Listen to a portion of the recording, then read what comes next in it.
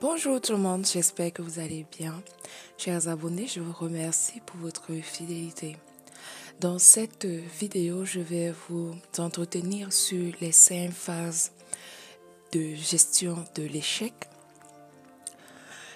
Que faire face à l'échec? Quand nous ne parvenons généralement pas à atteindre les objectifs que nous nous sommes fixés, nous avons un sentiment d'échec. On prend par exemple un projet professionnel qui est tombé à l'eau, ou alors une soirée organisée dans laquelle nous avons mis toute notre énergie. Cela nous laisse généralement un goût amer. Comment faire pour pouvoir faire autrement? La réponse se trouve ici dans la vidéo que je vous propose. Toujours dans l'attitude PNL, pour faire suite aux vidéos que j'ai déjà postées sur ma chaîne, je vous invite à écouter très bien cette vidéo et voir si vous arrivez à vous retrouver. Et si vous ne vous retrouvez pas, cela veut dire qu'en fait, vous gérez déjà très bien votre stress. Et c'est important, mais le conseil que je peux vous donner, c'est de ne pas vous arrêter là. C'est toujours travailler dessus pour éviter de revenir à la situation antérieure. De toutes les façons, pour la gestion de l'échec, cela est très important de connaître les phases parce que l'échec, c'est une situation connue par tous et il y a très peu de gens qui saisissent véritablement le sens de ce que c'est que l'échec. Dans une précédente vidéo, je vous avais en fait entretenu sur le fait de prendre les problèmes comme des solutions. C'est une très grande étape déjà. Si vous arrivez à franchir cette étape, il serait très facile de considérer en fait les échecs comme des leçons à apprendre afin de mettre en place des plans d'action ou des solutions pour que ça n'arrive plus, ou alors que lorsque ça arrivera, de gérer au mieux. L'être humain, en fait, a la possibilité d'apprendre de ses échecs et ainsi de corriger son parcours vers l'atteinte de ses objectifs. Et faire prendre conscience à tout un chacun de ceci est le but même de la PNL. Donc pour ceux qui me rejoignent seulement dans cette vidéo, je rappelle ici que PNL, c'est la programmation neuro-linguistique. Donc c'est une attitude qui est utilisée dans un processus de développement personnel.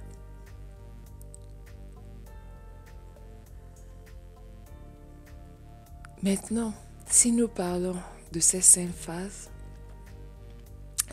la première phase, c'est le rejet de la situation. Dans un premier temps, l'échec est toujours refusé. Il en résulte un manque plus grand de confiance en soi pour celui qui reste à ce niveau. Donc, il faut chercher à aller plus loin, c'est-à-dire la deuxième phase jusqu'à la 5e phase.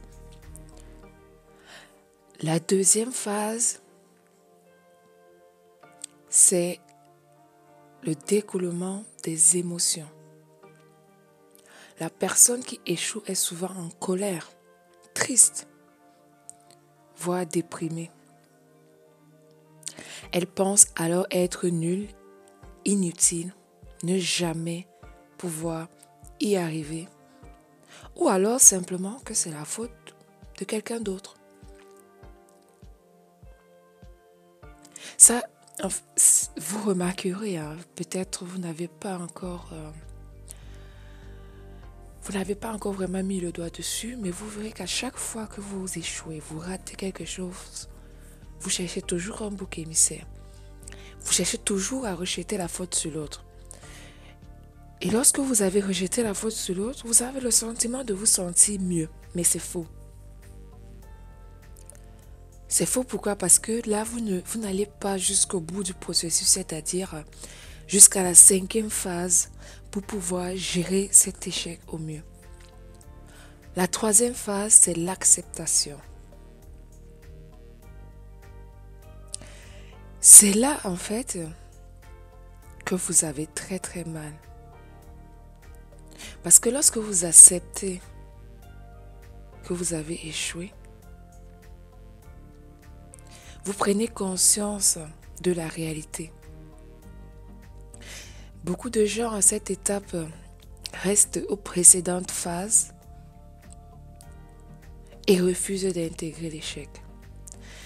Alors que le fait d'accepter que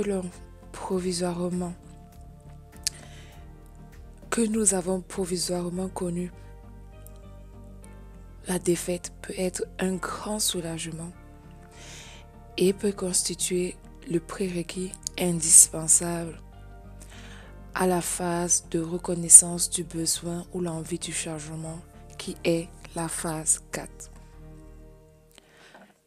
Donc, dans cette phase 4 de reconnaissance de besoin ou d'envie de changement, vous avez intégré l'échec. Donc, vous l'avez accepté comme une défaite temporaire et non pas comme un arrêt total. Il devient plus aisé et plus facile d'élaborer une stratégie plus pertinente pour trouver les causes de l'échec et afin d'en tirer des enseignements, des leçons. Ce qui nous amène à la phase 5, la mise en place d'actions correctives.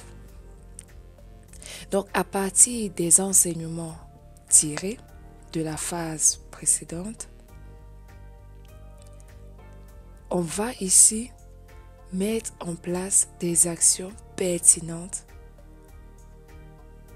qui vont nous permettre d'atteindre nos objectifs. Je vais m'arrêter ici et juste vous demander de faire une chose, cet exercice. Réfléchissez à ce que vous avez fait. Par exemple, si vous regardez la vidéo dans la soirée, repassez en boucle toute votre journée et essayez de déceler des phases, des petites périodes d'échec. Mettez en pratique cette 6e phase et regardez en vous si vous vous sentez mieux. Là, je pense que oui, vous aurez un sentiment de succès, que vous avez gagné quelque chose. Ce sentiment, c'est un sentiment de satisfaction personnelle. Et il n'y a rien de mieux qu'une satisfaction personnelle pour faire du bien au moral. J'espère que cette vidéo te sera utile.